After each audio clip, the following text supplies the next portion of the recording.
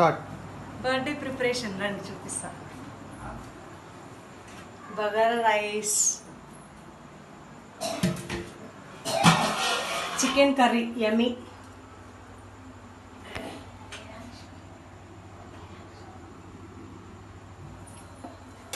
And chicken fry కూడా ఉంది.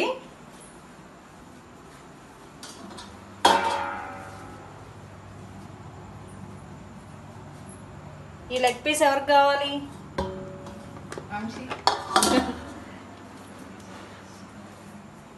రైతా.